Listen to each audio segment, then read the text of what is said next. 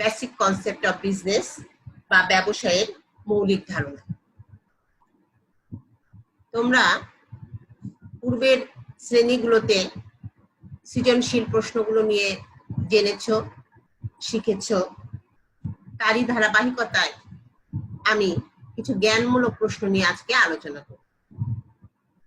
আমরা যখন একটা উদ্দীপক দেখি, উদ্দীপকের মধ্যে একটা জ্ঞান দেখি, সেই জ্ঞানগুলো কি কি হতে পারে এবং জ্ঞান প্রশ্নগুলো সরাসরি বই থেকেই বেশিরভাগ সময় আমরা দেখতে পাই এবং কাকে বলে, কি, কোত্থেকে উৎপত্তি ইত্যাদি বিষয়গুলোই জ্ঞানমূলক প্রশ্ন বলে বিবেচিত।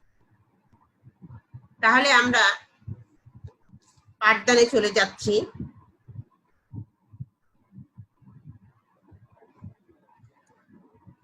আজকে যে আমাদের জ্ঞানমূলক সংক্ষিপ্ত প্রশ্ন, সেই চ্যাপ্টারটা সাজানো হয়েছে বিভিন্ন বছরের বোর্ডের প্রশ্ন দিয়ে। প্রথমেই যে প্রশ্নটা আছে সেটা হচ্ছে ব্যবসায় কি? ব্যবসায় বলতে আমরা বুঝি মুনাফা অর্জনের উদ্দেশ্যে ঝুঁকি আছে জেনেও যখন আমরা কোনো বৈধ অর্থনৈতিক কার্যকলাপের সাথে লিপ্ত হই তখন তাকে বলা হয় ব্যবসায়। তার মানে মুনাফা উদ্দেশ্য, প্রধান উদ্দেশ্য, এছাড়াও বৈধভাবে ব্যবসা কার্য সম্পূর্ণ করার জন্য আমরা যখন উৎপাদন, বন্টন এবং বন্টন সহ সকল কার্যাবলীগুলো সম্পূর্ণ করব তখন তাকে আমরা ব্যবসা বলে বিবেচনা করব। তাহলে ব্যবসা কি এটা আমরা জানলাম। 2 নম্বর প্রশ্ন, ব্যবসায়ের মূল উদ্দেশ্য কি? আমরা বলবো ব্যবসায়ের মূল উদ্দেশ্য মুনাফা অর্জন করা। ব্যবসায়ের মূল উদ্দেশ্য মুনাফা অর্জন করা। মুনাফা অর্জনের উদ্দেশ্যে ব্যবসায়ীরা তাদের শ্রম বিনিয়োগ করে থাকে, তাদের মূলধন বিনিয়োগ করে থাকে, তাদের প্রতিভা জ্ঞান বিনিয়োগ করে থাকে। তাহলে ব্যবসায়ের মূল উদ্দেশ্য মুনাফা অর্জন করা। শিল্প কি বা শিল্প বলতে কি বোঝায়? শিল্পকে উৎপাদনের বাহন বলা হয়ে থাকে। শিল্পকে উৎপাদনের বাহন বলা হয়ে থাকে। যে কার্য প্রচেষ্টা বা যে প্রক্রিয়ার মাধ্যমে প্রাকৃতিক সম্পদ আহরণ এবং এতে উপযোগ সৃষ্টির মাধ্যমে মানুষের ব্যবহার উপযোগী পণ্য প্রস্তুত করা হয় তাকেই শিল্প বলা হয়ে থাকে। তাহলে যে কার্য প্রচেষ্টা বা প্রক্রিয়ার মাধ্যমে প্রাকৃতিক সম্পদ আহরণ এবং এতে উপযোগ সৃষ্টির মাধ্যমে মানুষের ব্যবহার উপযোগী পণ্য প্রস্তুত করা হয় তাকে শিল্প বলে। তাহলে প্রকৃতি প্রদত্ত সম্পদ সংগ্রহ এবং এতে উপযোগ সৃষ্টি করার যে প্রচেষ্টা, যে প্রক্রিয়া, তাকেই বলা হয় শিল্প। প্রাথমিক শিল্প কি? প্রকৃতি থেকে সম্পদ সংগ্রহের সকল প্রক্রিয়াকেই প্রাথমিক শিল্প বলে।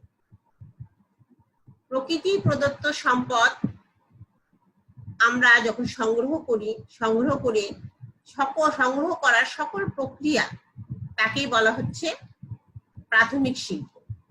যেমন প্রকৃতি প্রদত্ত সম্পদ হচ্ছে গাছ। এই গাছকে যখন আমরা সংগ্রহ করে থাকি সম্পদ হিসাবে তখন সেটা হয়ে যায় আমাদের প্রাথমিক শিল্প। প্রজনন শিল্প কাকে বলে? অর্থনৈতিক উদ্দেশ্যে নির্বাচিত উদ্ভিদ ও প্রাণীর বংশ বিস্তারকরণ প্রচেষ্টাকে প্রজনন শিল্প বলে। প্রজনন শিল্প বলতে আমরা বুঝি যখন কোনো কিছু নতুন উৎপাদিত পণ্যকে পুনরায় কোনো উৎপাদন কাজে ব্যবহার করে নতুন করে তৈরি করা হয়ে থাকে, সৃষ্টি করা হয়ে থাকে, তাকেই মূলত বলা হয়ে থাকে প্রজনন শিল্প। তাহলে কি বুঝলাম আমরা? যে উৎপাদিত পণ্যকে পুনরায় যখন আবার উৎপাদন কাজে লাগিয়ে আবার নতুন করে উৎপাদন করা হয়ে থাকে তাকেই বলা হয় প্রজনন শিল্প। উদাহরণ হিসাবে আমরা হাঁস মুরগির কথা, খামারের কথা বলতে পারি, হ্যাচারির কথা বলতে পারি, নার্সারির কথা আমরা বলতে পারি। নিষ্কাশন শিল্প কাকে বলে বা নিষ্কাশন শিল্প কি? নিষ্কাশন শিল্প বলতে বোঝায় ভূগর্ভস্থ থেকে প্রকৃতি প্রদত্ত সম্পদ যেটা আমরা ভূগর্ভস্থ থেকে বিভিন্ন প্রক্রিয়ার মাধ্যমে আহরণ করে থাকি বা সংগ্রহ করে থাকি তাকে বলা হয় নিষ্কাশন শিল্প। তাহলে আমরা কি বলবো, যে শিল্প প্রচেষ্টার মাধ্যমে প্রকৃতি প্রদত্ত সম্পদ আহরণ বা সংগ্রহ করা হয়ে থাকে ভূগর্ভস্থ থেকে। কোথা থেকে? ভূগর্ভস্থ থেকে যখন আমরা প্রকৃতি প্রদত্ত সম্পদকে আহরণ করে থাকি, উত্তোলন করে থাকি, তাকে বলা হচ্ছে নিষ্কাশন শিল্প। যেমন ভূগর্ভস্থ বলতে আমরা বুঝি পানি, এটাকে আমরা বলি গ্যাস, এগুলোকে আমরা বলে থাকি ভূগর্ভস্থ। এছাড়াও বায়ু থেকেও আমরা বিভিন্ন রকম প্রকৃতির যে বায়ু রয়েছে সেখান থেকে আমরা যখন কোনো কিছু সংগ্রহ করে থাকি, আহরণ করে থাকি, বায়ুটাকে একটা বোতলের মধ্যে যখন ভরে থাকি তখন তাকে বলা হবে নিষ্কাশন শিল্প। এরপরে বাণিজ্য কি? বাণিজ্য বলতে আমরা কি বুঝি? বাণিজ্য হচ্ছে মুনাফা অর্জনের উদ্দেশ্যে শিল্পে উৎপাদিত পণ্য প্রকৃত ভোগকারী বা ব্যবহারকারীর নিকট পৌঁছানোর ক্ষেত্রে যে সকল প্রতিবন্ধকতা দেখা দেয়, মুনাফা অর্জনের উদ্দেশ্যে তা দূরকরণের জন্য গৃহীত যাবতীয় কাজের সমষ্টিকে বাণিজ্য বলে। তাহলে শিল্পে উৎপাদিত যে প্রাকৃতিক সম্পদ রয়েছে সেই সম্পদটাকে প্রকৃত ভোগকারী বা ব্যবহারকারীর কাছে পৌঁছানোর জন্য যত ধরনের প্রতিবন্ধকতা আছে সেই প্রতিবন্ধকতাগুলো দূর করে যখন আমরা মুনাফা অর্জনের উদ্দেশ্যে কাজ করে থাকি তার কাজের সমষ্টিকেই বলা হয়ে থাকে বাণিজ্য। তাহলে শিল্পে উৎপাদিত সামগ্রী প্রকৃত ভোগকারীর নিকট বন্টন সংক্রান্ত কাজকেই বলা হয় বাণিজ্য। অভ্যন্তরীণ বাণিজ্য কি? একটা দেশের ভৌগোলিক সীমানার মধ্যে যে ক্রয় বিক্রয় কার্য সম্পাদিত হয় তাকে অভ্যন্তরীণ বাণিজ্য বলে। একটা দেশের ভৌগোলিক সীমানার মধ্যে যখন ক্রয় বিক্রয় কার্য সম্পাদিত হয় তাকে অভ্যন্তরীণ বাণিজ্য বলে। যেমন আমরা বলতে পারি যে রাজশাহী আম ঢাকাতে বিক্রি করছে, এটাকে বলা হচ্ছে অভ্যন্তরীণ বাণিজ্য। খুচরা ব্যবসায়ী কাকে বলে? যে ব্যবসায়ী প্রতিষ্ঠান পাইকার বা অন্য উৎস থেকে পণ্য সংগ্রহ করে তা চূড়ান্ত ভোক্তা বা ব্যবহারকারীর নিকট পৌঁছে দেওয়া হয় বা বিক্রয় করা হয় তাকে বলা হয় খুচরা ব্যবসায়ী।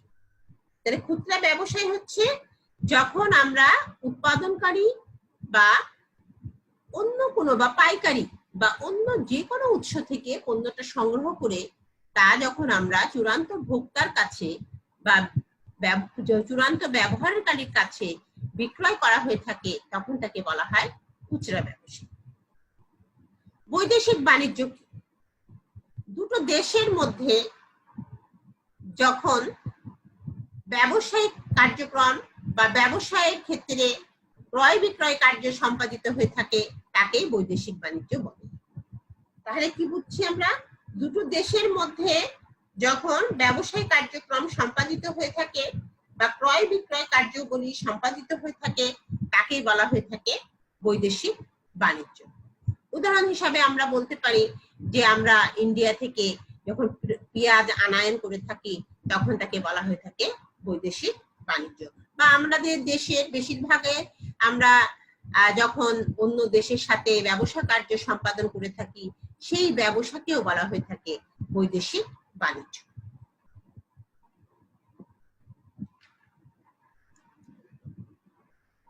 আমদানি কি? বিদেশ থেকে যখন পণ্য সামগ্রী ক্রয় করে আনা হয়ে থাকে তখন তাকে বলা হয় আমদানি। তাহলে নিজেদের চাহিদা মেটানোর জন্য যখন বাহিরের কোনো দেশ থেকে পণ্য সামগ্রী ক্রয় করে আনা হয়ে থাকে তখন আনায়ন করা হয়ে থাকে তখন তাকে বলা হয়ে থাকে আমদানি। আমাদের দেশে মূলত আমরা রপ্তানির চেয়ে আমদানি বেশি করে থাকি। আমরা রপ্তানির চেয়ে আমরা আমদানিটাই বেশি করে থাকি এবং আমরা অন্য একটা দেশের উপরে বেশি নির্ভরশীল। পুনঃরপ্তানি কাকে বলে? যখন বিদেশ থেকে পণ্য সামগ্রী আমদানি করে তা যখন পুনরায় অন্য কোনো দেশে রপ্তানি করা হয়ে থাকে তাকে পুনঃরপ্তানি বলে। বিদেশ থেকে পণ্য সামগ্রী আমদানি করে তা পুনরায় যখন অন্য কোনো দেশে রপ্তানি করা হয়ে থাকে তখন তাকে পুনঃরপ্তানি বলা হয়ে থাকে। যেমন আমরা বলতে পারি যে মায়ানমার থেকে আমরা পেঁয়াজ আমদানি করি এবং সেই পেঁয়াজ আবার পরবর্তীতে রসুন আমদানি করি এবং সেই রসুন যদি আবার অন্য কোনো দেশে যদি আমরা প্রেরণ করে থাকি তখন সেটাকে বলা হবে পুনরপ্তানি। পণ্য বিনিময় কি? পণ্য বিনিময় বলতে বোঝায় মুনাফা অর্জনের উদ্দেশ্যে পণ্য ও সেবা কর্ম ক্রয় বিক্রয় কার্যকেই বলা হয়ে থাকে পণ্য বিনিময়। মুনাফা অর্জনের উদ্দেশ্যে যখন আমরা পণ্য এবং সেবা কর্ম ক্রয় বিক্রয় করে থাকি সেই ক্রয় বিক্রয় করার কাজকেই বলা হয়ে থাকে পণ্য বিনিময়। প্রত্যক্ষ সেবা কি? মুনাফা অর্জনের উদ্দেশ্যে গ্রাহকদের প্রয়োজন পূরণের স্বার্থে কোনো কাজ, সুবিধা বা তৃপ্তি প্রদানকে প্রত্যক্ষ সেবা বলে।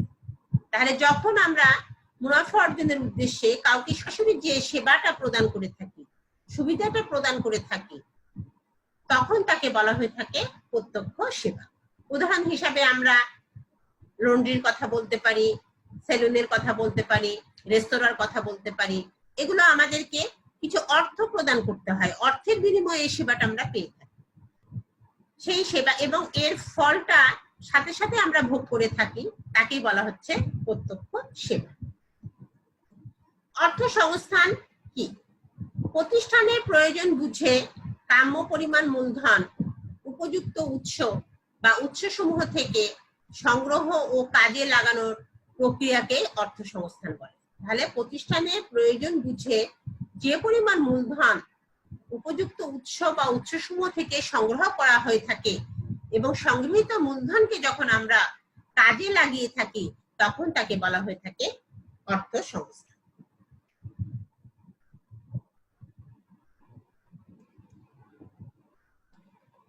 গুদামজাতকরণ কি? গুদামজাতকরণ বলতে বোঝায় আমরা যখন কোনো পণ্য উৎপাদন করি, উৎপাদিত পণ্যটা সারা বছর ধরে আমরা ভোগ করতে চাই বা দীর্ঘ সময় ধরে আমরা ব্যবহার করতে চাই।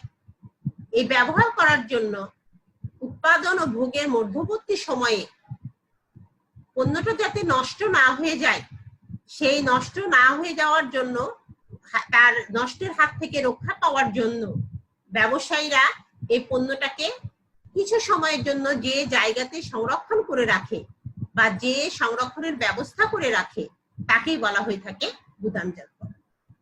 তাহলে আমরা যখন পণ্য উৎপাদন করি, অনেক সময় দেখা যায় যে আমরা পণ্যটা বেশি করে উৎপাদন করছি, অনেক সময় দেখা যায় যে একটা নির্দিষ্ট সময়ে পণ্যটা হয় এবং এই পণ্যটা সারা বছর আমরা ভোগ করতে চাই। এই ভোগ করার জন্য বা সংরক্ষণ করার জন্য আমাদের একটা জায়গার প্রয়োজন হয় এই পণ্যটা সংরক্ষণ করার। এই যে জায়গাতে আমরা সংরক্ষণ করে থাকি, এই সংরক্ষণ করার জায়গাটাকেই বলা হচ্ছে গুদামজাতকরণ। আর আমরা এভাবে বলতে পারি, উৎপাদন ও ভোগের মধ্যবর্তী সময়ে বিনষ্ট হওয়ার হাত থেকে, পণ্য বিনষ্ট হওয়ার হাত থেকে রক্ষার জন্য ব্যবসায়ীগণ পণ্য সংরক্ষণের যে ব্যবস্থা গড়ে তোলে তাকে বলা হয় গুদামজাতকরণ। প্রমিতকরণ কি? পণ্যের ওজন, আকার, রং, গুণাগুণ ইত্যাদি বিষয় বিবেচনায় নিয়ে পণ্যের সঠিক মানের সীমা নির্ধারণ কার্যক্রমকেই প্রমিতকরণ বলা হয়। তাহলে কি বললাম আমরা?